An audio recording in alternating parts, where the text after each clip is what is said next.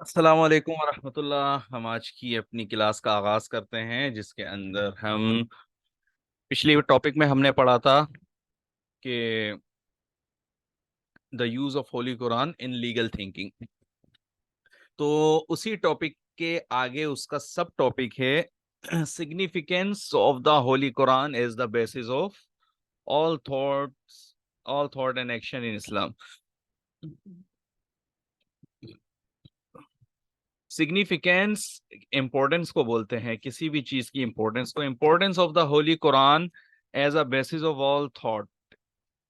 قرآن پاک کی اہمیت جو ہے تمام تھاٹس، تمام سوچوں کی بنیاد ہے۔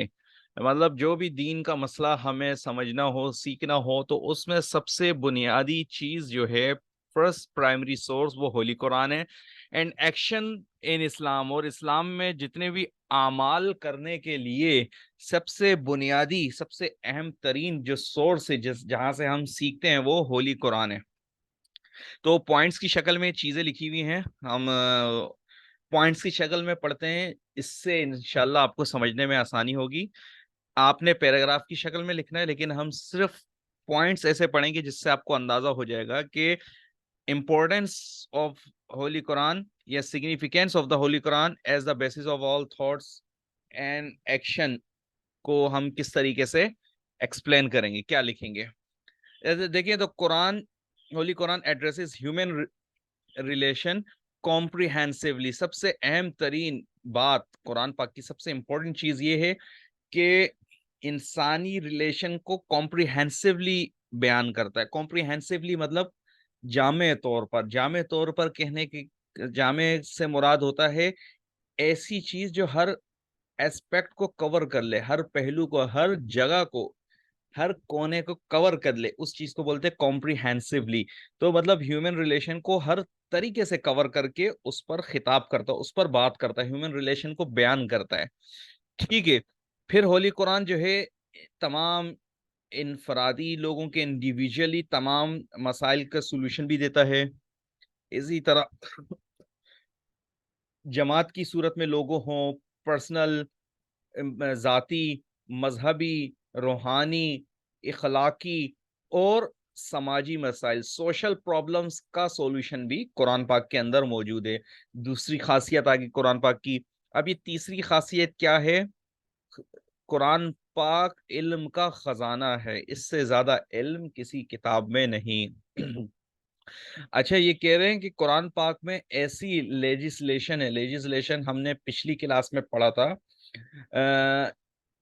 قانون جسے ہم کہتے ہیں، وہ قانون یعنی کہ وہ مسائل جو کہ لوگوں کے ساتھ لین دین والے مسائل ہوتے ہیں، یعنی کہ جیسے کہ خرید و فروخت کے وقت کے مسائل، کسی نے کسی کا گھر قبضہ کر لیا، پیسے ادھار دیے، واپس نہیں دے رہا، تو یہ وہ مسائل ہیں جو ایک انسان کے دوسرے انسان سے متعلق ہے۔ تو اس معاملات میں قرآن پاک کی کیا تعلیمات ہیں؟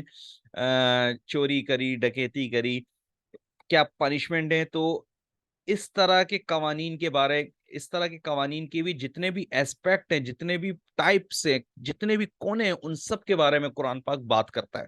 اللہ تعالیٰ قرآن پاک کے بارے میں فرماتے ہیں and we have explained everything in details with full explanation۔ خود اللہ تعالیٰ فرما رہے ہیں کہ قرآن پاک کو ہم نے تفصیل کے ساتھ، ہر چیز کی ایکسپلینیشن کے ساتھ جو ہے قرآن پاک میں ہم نے ایکسپلین کیا ہے۔ اچھا، اس کے علاوہ comprehensively serves the need of mankind، انسان کی جتنی بھی ضروریات ہے اس کو comprehensively یعنی کہ اس کے ہر ایسپیکٹ کو کور کرتے ہوئے اس کی ضرورت کو پوری کرتا ہے۔ ٹھیک ہے، اچھا، قرآن نے جو قانون بنایا ہے اس کے اندر کوئی ویک پوائنٹ نہیں ہے، کوئی کمزوری نہیں پائی جائے گی، ان کا قرآن پاک کا کوئی اصول ہلکا نہیں ہوگا۔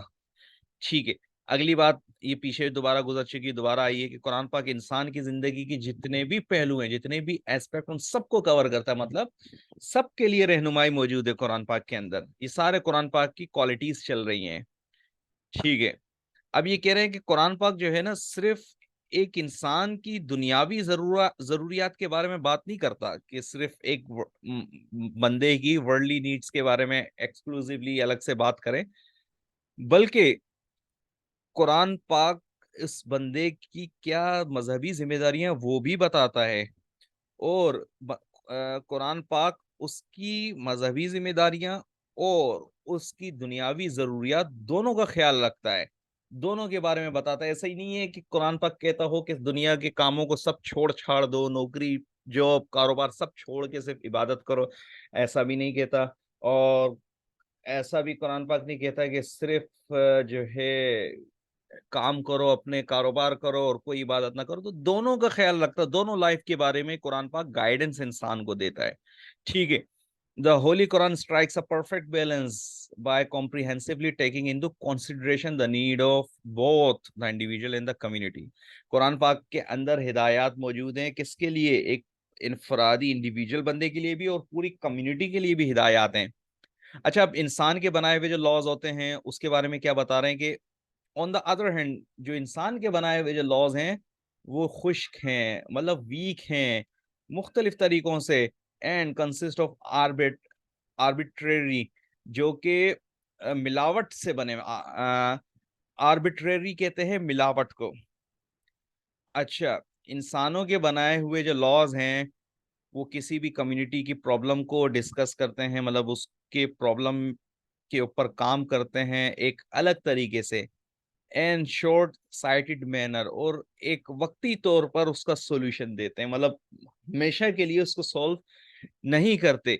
जबकि अल्लाह ताला के जो उसूल ज़वाबित हैं वो मुस्तकिल तौर पर किसी कम्युनिटी का सॉल्यूशन बनाकर देते हैं।